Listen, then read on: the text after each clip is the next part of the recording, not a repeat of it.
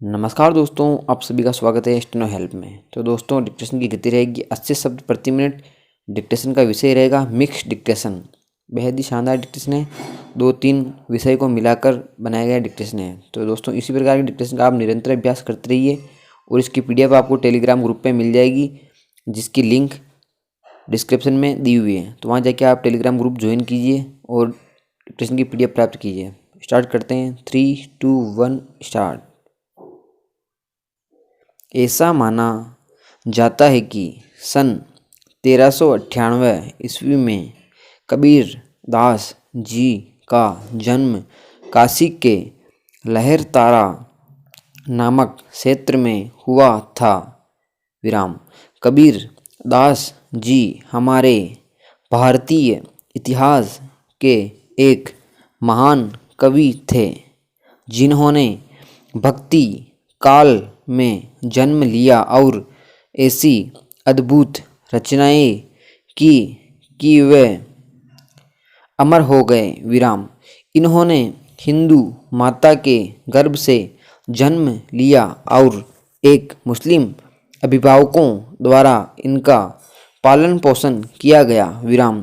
दोनों धर्मों से जुड़े होने के बावजूद उन्होंने किसी को वरीयता नहीं दी और निर्गुण ब्रह्मा के उपासक बन गए।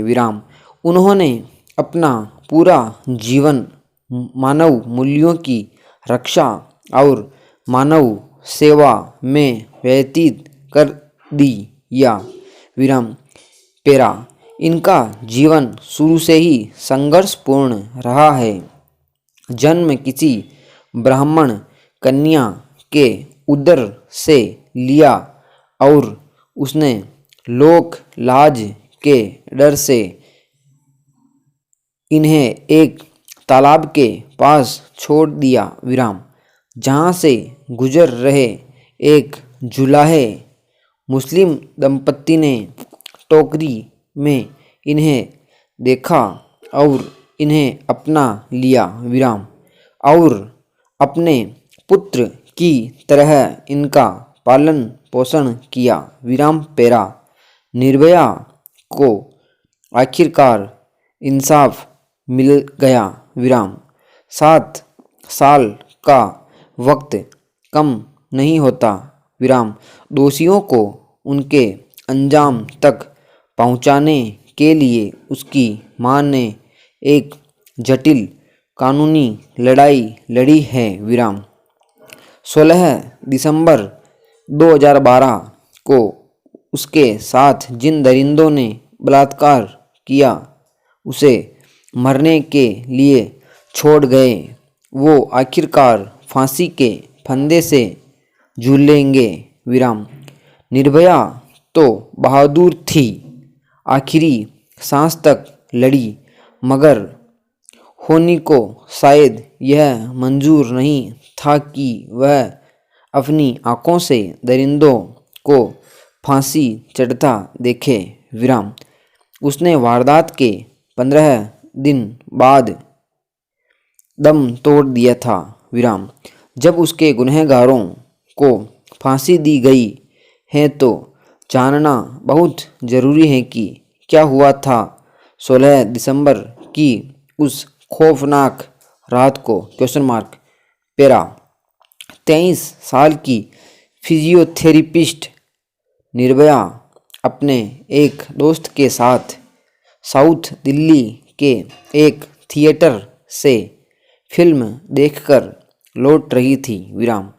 दोनों मुनीरका में एक ऑटो रिक्शा का इंतजार कर रहे थे।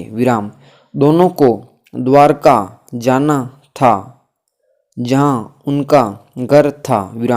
तभी वहां एक ऑफ ड्यूटी चार्टर बस आती है।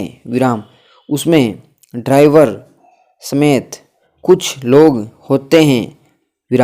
निर्भया और उसके दोस्त को बैठने के लिए पूछा जाता है। बस चल पड़ती है, मगर गलत दिशा में। दोनों को एहसास होता है कि कुछ गलत है, क्योंकि बस के दरवाजे बड़ी कड़ाई से बंद किए गए थे। विराम पेरा। जम्मू कश्मीर पर बीते कुछ दिनों से जारी अनिश्चितता और अटकलों पर विराम लग गया है। विराम। मोदी सरकार ने एक बड़ा फैसला किया है। विराम। उसने जम्मू कश्मीर से अनुच्छेद 370 को खत्म कर दिया है। विराम। राष्ट्रपति रामनाथ कोविंद की मंजूरी के बाद यह फैसला लागू हो चुका है। विराम। गृह मंत्री अमित शाह ने राज्यसभा में सरकार के फैसले का ऐलान किया। विराम। इस फैसले का मतलब है कि अनुच्छेद 370 के तहत जम्मू कश्मीर को मिले विशेषाधिकार खत्म हो गए हैं। विराम। यानी जम्मू कश्मीर भी भारत के अन्य राज्यों की तरह एक सामान्य राज्य हो गया है। विराम। आइए यहाँ इससे जुड़ी हर बात को जानते हैं। विराम। पेरा। जम्मू कश्मीर का जिक्र आते ही धारा 370 और 35A की बात आ जाती थी। विराम। भारतीय संविधान के अनुच्छेद 370 के तहत जम्मू कश्मीर को विशेष स्वायत्तता मिली थी। विराम। वहीं 335A जम्मू कश्मीर राज्य विधानमंडल को स्थायी निवासी परिभाषित करने और उन नागरिकों को विशेषाधिकार प्रदान करने का अधिकार देता था। विराम। यह भारतीय संविधान में विराम समाप्त।